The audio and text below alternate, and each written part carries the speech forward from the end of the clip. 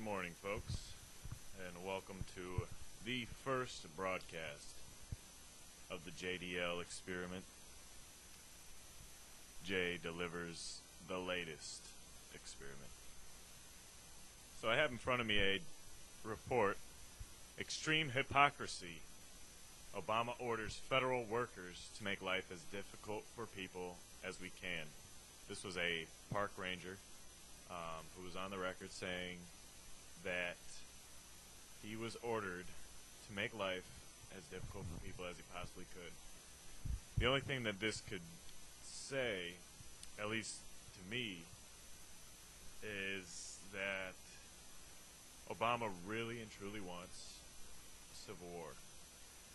Now, this report goes through a list of, it says the following are just a few examples of how Obama is using this shutdown to make his life as difficult for people as possible. Then I'll just run through them real quickly.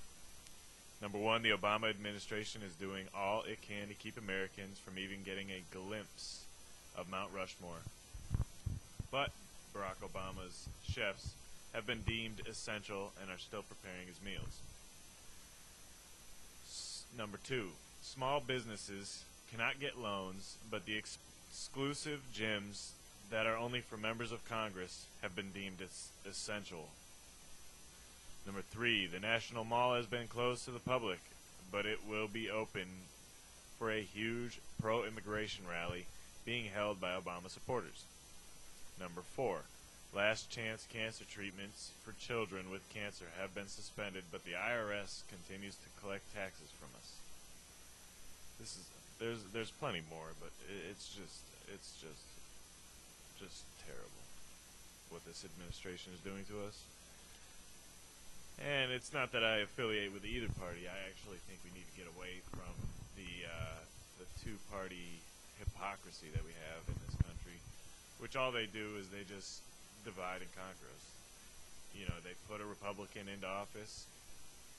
It goes good for a little while. Then when things start getting exposed and things start getting bad with him, put the brakes on that. Let's throw a Democrat in there, and so on and so forth. What we need to do is just actually elect a free thinker, not someone who's affiliated with any party. But the only way that people can get even heard in the debates is if they are registered Republican or Democrat. So it's an oxymoron because it's not a free country. So here's another headline here. Congress to probe government attacks on homeowners and businesses during the shutdown. As outrage and defiance against the Obama administration's shutdown antics continue to escalate, lawmakers in Congress plan to investigate growing numbers of reports on the eviction of homeowners and the shuttering of businesses that sit on public lands.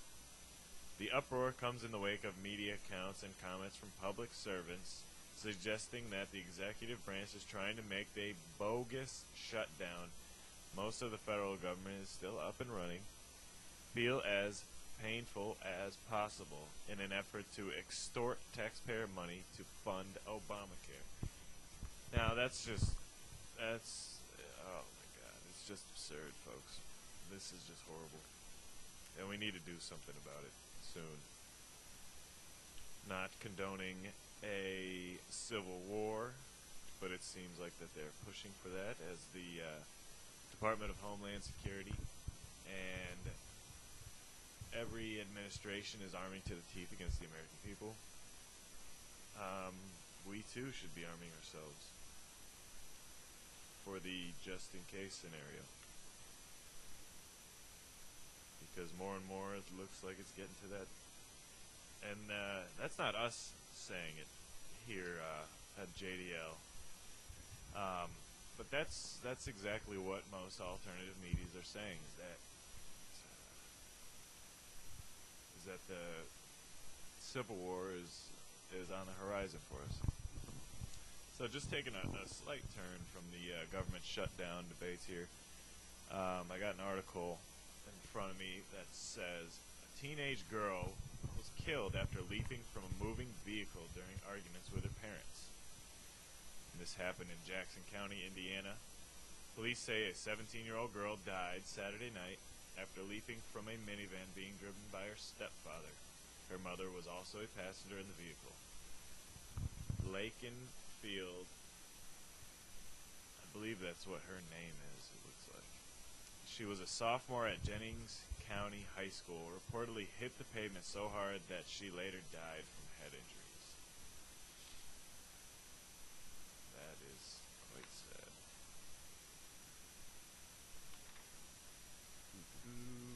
Oh, the sign says National Mall closed, but the immigration reform rally is a go. Just once again showing you that the illegal immigrants are much more well taken care of than the average American citizen. If we wanted to hold a rally, we would get persecuted and shut down, and so on and so forth. Let's see. Some world news here. North Korea puts troops on war footing and warns of horrible disaster. This was from Time World Online. So a joint South Korean, U.S., and Japanese naval exercises provoke bellicose threats from Pyongyang. Pyongyang has put its forces on high alert after U.S. warships entered the South Korean port of Busan in preparation for a joint military exercise with Seoul and Tokyo. On Monday, Rodong Sinmun, the official newspaper of the Pyongyang regime, called the exercise a bellicose attempt to escalate the situation on the Korean peninsula by openly threatening it with nukes, referring to the presence of the aircraft carrier USS George Washington. And in parentheses here they wrote, the U.S. has a policy of neither conforming nor denying whether its ships are equipped with nuclear armaments. So they leave it up to the imagination. A North Korean military spokesman said that the U.S. would be wholly accountable for the unexpected horrible disaster that faced its imperialist aggression forces. Hostile rhetoric is a common tactic used by the North Korean regime in order to further its domestic and international agenda. Experts view this latest statement as another attempt to pressure the U.S. into resuming the long-stalled six-party talks for denuclearizing North Korea in exchange for aid. We are closely watching the movement of the North Korean military, a South Korean military official told the Korean Herald. The country's defense minister, and it goes on and on and on. Just some more war drums being beaten in the background as the government gets shut down. Congress gives standing ovation to D.C. cops for executing unarmed mother. Now this really struck a chord with me because if in fact that she was a threat, most police forces this should be the practice, is that they should actually blow the tires out or do something to stop the vehicle. You see, if you watch cops and you see the high speed chases, they once they get the subject or the suspect, I should say, to pull over, they then go to apprehend. They don't go to kill on the cop show. And for this to happen with a mother and a child, and she was unarmed, for them to even shoot her is, in my mind, just completely outrageous. That's another horrible story. And here's another one where the government's looking at you like Big Brother. Former CIA whistleblower targeted by government for Facebook posts. Once again, your freedom of speech is getting subdued. Feds hold seniors at gunpoint during national park shutdown. Just even the fact that they're holding seniors, let alone at gunpoint, is just beyond crazy.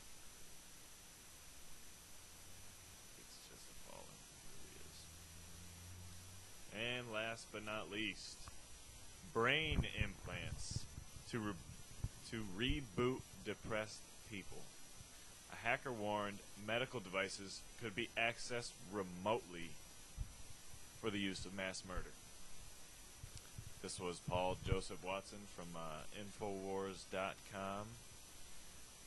Scientists are set to treat depression and headaches by implanting electrodes into people's brains, which alter the function of the brain tissue by using electroconvulsive therapy to reboot the mind.